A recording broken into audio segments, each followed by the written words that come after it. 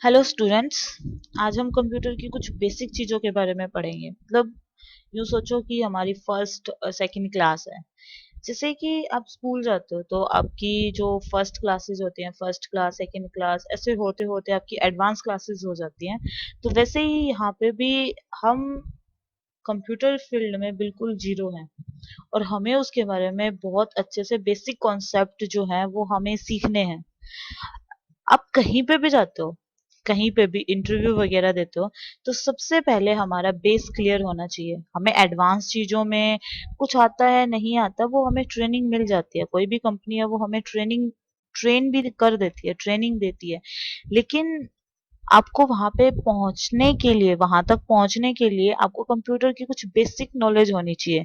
जैसे कीपैड है, कीपैड में कितनी कीज़ होती हैं, कौन सी की का क्या काम होता है, फंक्शंस की हैं, न्यूमेरिक, अल्फाबेटिक, हेल्प की, नेविगेशन की, नम कीज़, उन सब के बारे में आपको पूरा पता होना चाहिए, ठीक है?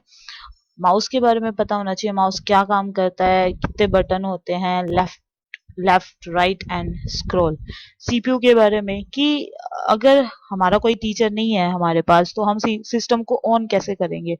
तो उसकी एडवांस क्लासेस से पहले कहीं आपको सीधा आप आओ सिस्टम पे बैठो और आपको पेन शुरू करवा दी जाए, उससे आगे आप करते रहो। उससे पहले हमें उसकी पूरी चीजों का पता चलना चाहिए कि कीबोर्ड कैसे काम करता है, माउस कैसे काम करता है, कोई भी सिस्टम ऑफ हो तो वो ऑन कैसे होता है, कौन कौन सी चीजों से वो ऑन कर सकते हैं। तो ये सारी चीजें आप अपने टीचर से कंसल्ट कर सकते हैं, आप उनसे जरूर जरूर ये सारी चीजें पूछें। कंप्यूटर सिस्टम ऑन करने के बाद जो सिस्टम होते हैं, आपको पढ़ाया जाता है कि कंप्यूटर कब किसने बनाया, कैसे इसका नाम, इसकी उत्पत्ति हुई, कंप्यूटर क्या होता है, किस रूल को फॉलो करता है, वर्किंग कैसे होती है। ये बहुत ज़्यादा डीपली होता है। तो हार्डवेयर या फंडामेंटल की क्लासेस में भी आपको ये सारी चीज़ें समझा दी जाती हैं। तो आपकी जो बेसिक नॉलेज है वो हमें कंप्यूटर की पूरी आनी चाहिए। उसके बाद सेकंड या थर्ड क्लास में हमें सिस्टम के ऊपर बिठाया जाता है कि आपको 3-4 दिन हो गए आते हुए, आप उसकी जो थ्योरेटिकल क्लासेस थी वो आपकी कंप्लीट हो चुकी हैं। उसके बाद हम सिस्टम की अंदर की चीज़ों के बारे में पढ़ते हैं। तो आज मैं आपको सिस्टम के बारे में कुछ बताते हैं। सबसे पहले जो है हमने कंप्यूटर को ऑन किया, प्लग किया, लाइट आई, लाइट है तो हमारा सिस्टम ऑन हुआ। सीपीयू से हमने शट डाउन बटन जो होता है उसको ऑन करके हमारे सिस्टम को ऑन कर दिया। इसके ऊपर कुछ प्रोसेसिंग होती है, पहले जब सिस्टम चलता है तो इसके ऊपर प्रोसेसिंग होती है। पूरी तरह से प्रोसेस होने के बाद कंप्यूटर हमें ये स्क्रीन दिखाई देती है जो प्रेजेंट आपको दिखाई दे रही है। इसको बोला जाता है डेस्कटॉप। डेस्कटॉप को आप डिफाइन कर सकते हो। किसी भी चीज को अगर आप पैराग्राफ में डिफाइन करते हैं तो वो काफी लंबा हो जाता है। इससे अच्छा हम उसको पॉइंट्स में डिफाइन करते हैं। जैसे आपसे पूछा जाता है कि डेस्कटॉप क्या होता है, तो सबसे पहले कंप्यूटर अच्छे से ऑन होने के बाद जो फर्स्टली स्क्रीन आपको शो होती है उसको डेस्कटॉप बोला जाता है। ठीक है। डेस्कटॉप के ऊपर प्रोग्राम्स के छोटे छोटे आइकॉन्स बने हुए होते हैं। डेस्कटॉप पे सबसे नीचे टास्क बार होती है, जो हॉरिजॉन्टल लाइन होती है उसको टास्क बार कहते हैं। वैसे एक और चीज, ये टास्क बार जो होती है उसकी पोजीशन चेंज भी हो सकती है। टास्क बार यहाँ पे भी हो सकती है, लेकिन डिफॉल्ट इसकी यही सेटिंग आती है कि डेस्कटॉप पे सबसे नीचे हॉरिजॉन्टल लाइन होती है, उसको टास्क बार कहते हैं। वैसे हम इसको चेंज कर सकते हैं, इसको हम राइट लेफ्ट कहीं पे भी सेट कर सकते हैं। ठीक है। फिर डेस्कटॉप पे खाली जगह पे राइट क्लिक करते हैं तो पॉपअप मेन्यू ओपन होता है। ठीक है। ये था हमारा डेस्कटॉप की डेस्कटॉप क्या होता है। उसके बाद हमने पढ़ा कि डेस्कटॉप के ऊपर आइकॉन होते हैं, टास्क बार होती है, पॉपअप मेन्यू होता है। ये क्या होता है तो ये भी पढ़ने हमें।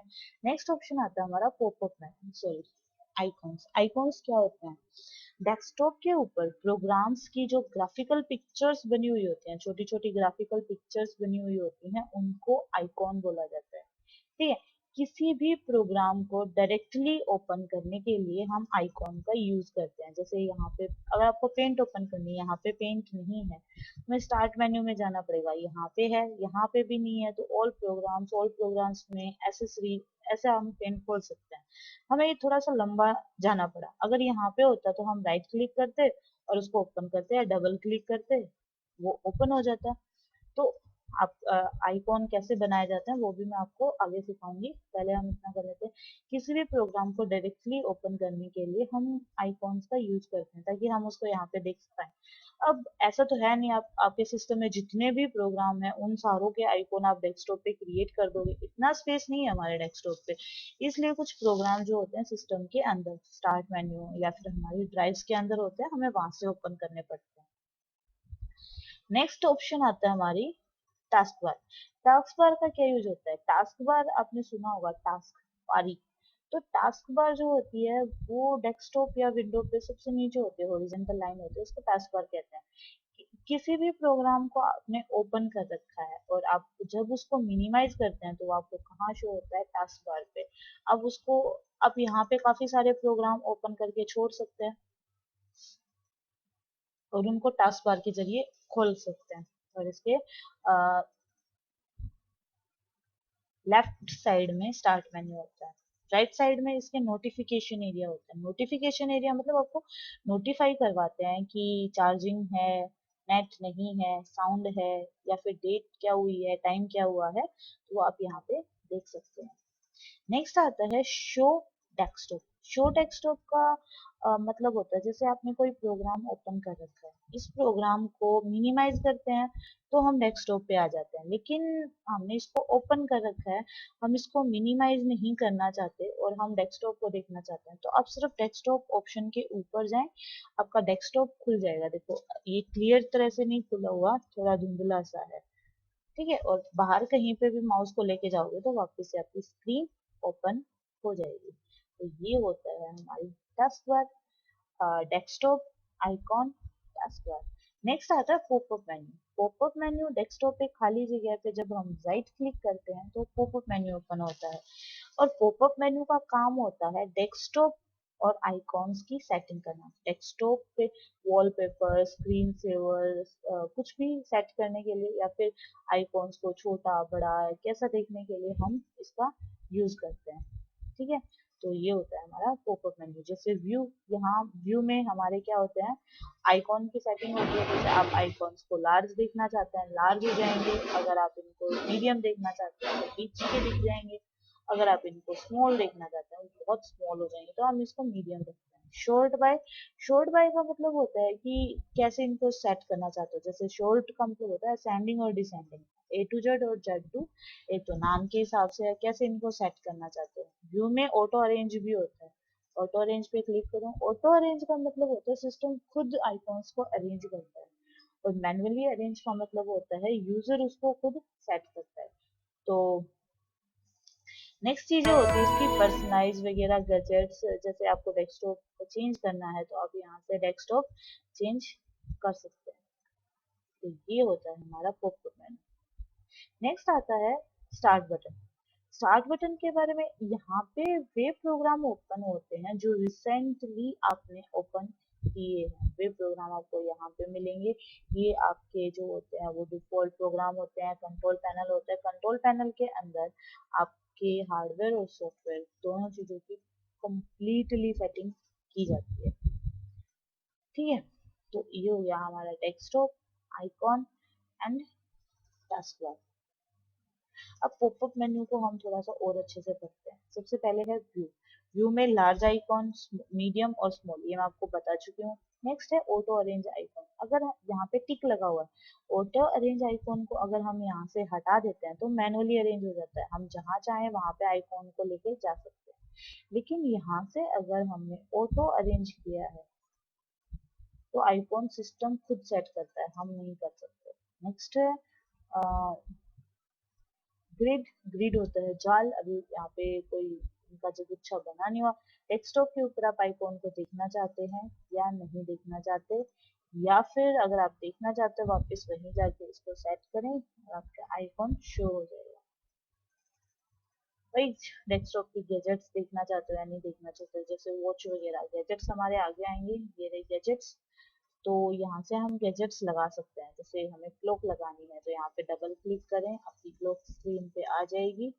और इनको शो हाइड करने के लिए आप व्यू से शो डेस्कटॉप गैजेट्स का यूज कर सकते हैं। Sort by ascending descending, refresh refresh का मतलब होता है कि सिस्टम पे जब हम काफी टाइम तक काम करते हैं तो हमारे सिस्टम में प्रॉब्लम्स होने लग जाती हैं, दिक्कतें आने लग जाती है, तो उनको ठीक करने के लिए हम रिफ्रेश का यूज करते हैं, बार बार फ्रेश करते हैं ताकि हमारा सिस्टम जो है नॉर्मल मोड में वापस से आ जाए। नेक्स्ट होता है पेस्ट। यहाँ पे देखो ये आपको ज्यादा ब्लैक दिखाई दे रहे हैं लेकिन ये आपको थोड़े से हाईलाइट नहीं शो हो रहे। तो पेस्ट तभी हाईलाइट होता है जब कोई भी मैटर जो है वो कट या कॉपी होता है। जैसे ये वाला है, हम इसको कट कर देते हैं यहाँ से और अब हमारा पेस्ट हाईलाइट हो गया। तो कट और कॉपी किए गए मैटर को पेस्ट करने के लिए हम पेस्ट का यूज करते हैं। अब वापिस से पेस्ट हो गया। नेक्स्ट डेस्कटॉप, अगर हमने काफी सारे डेस्कटॉप लगा रखे हैं और उनको चेंज करना चाहते हैं तो नेक्स्ट डेस्कटॉप का यूज किया जाता है। नेक्स्ट है न्यू। नया फोल्डर क्रिएट करने के लिए न्यू का यूज किया जाता है। फोल्डर का मतलब होता है एक बैग। जैसे कि हमारा एक बैग होता है, उसके अंदर हम काफी सारी बुक्स डालते हैं, वैसे ही फोल्डर होता है। फोल्डर जिसके अंदर आप काफी सारी फाइलों के समूह को अरेंज करके रख सकते हैं, वो एक फोल्डर होता है। जैसे ये फोल्डर है, हम किसी भी नाम से बना सकते हैं। और इस फोल्डर के अंदर जैसे जो चीजें हमें रखनी है, जैसे ये हमने प्रेजेंटेशन तैयार की है, इसको हम यहाँ से कॉपी करके ले लेते हैं। नहीं तो हम इसको ऐसे उठा सकते हैं, इसको ऐसे उठाया और यहाँ पे लेके चले गए। अगर आप इसको ऐसे उठा के लेके जाते हो तो वो डेस्कटॉप से गायब हो जाती है, तो हम ऐसा नहीं करेंगे। कोई और बंदा भी तो इसको देखना चाहता होगा, तो हम इसको कॉपी करते हैं, यहाँ पे भी रह जाए और हमारे फोल्डर में हम इसको आके पेस्ट कर देते हैं। ये होता है कॉपी पेस्ट, आप ऐसे भी कर सकते हैं। Screen resolution. रेजुलेशन का मतलब होता है क्लियरिटी। ठीक है, क्लियरिटी मतलब बहुत ज्यादा क्लियर देखने के लिए हम स्क्रीन रेजुलेशन का यूज करते हैं। तो ये स्क्रीन रेजुलेशन, जैसे हमारा ये रेजुलेशन है, अगर हम इसको कम करते हैं तो हमारी स्क्रीन जो है वो फटी फटी होने लग जाती है। यहाँ पे आप देख सकते हैं, इसको चेंज करके भी आप देख सकते हैं।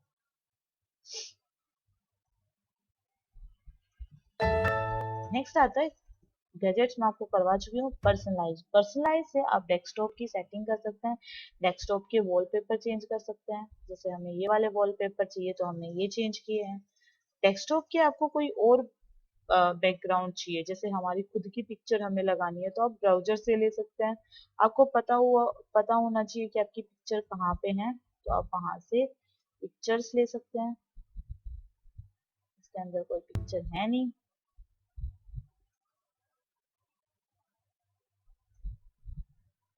तो ये पिक्चर्स हैं। जैसे हम ये पिक्चर लगाते हैं, change,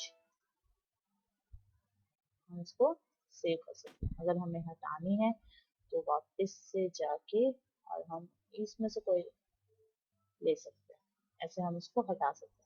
ये होता है विंडो कलर। विंडो कलर मतलब आपकी टाइटल बार का और ये जो टास्क बार है, इनका कलर चेंज करने के लिए। जैसे ये कलर हो गया, इसको आपको अगर ज्यादा डार्क लेना है तो आप इसको डार्क कर सकते हो, लाइट लेना है तो आप इसको लाइट कर सकते हैं। और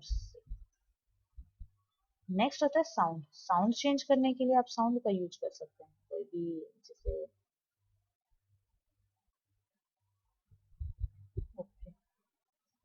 स्क्रीन सेवर होता है स्क्रीन के ऊपर स्क्रीन को सेव करने के लिए। जैसे स्क्रीन अगर हमारी लाइट करती रहेगी तो उससे क्या होगा, उसकी बैटरी भी खत्म हो सकती है और हम उसको ऑफ करना नहीं चाहते।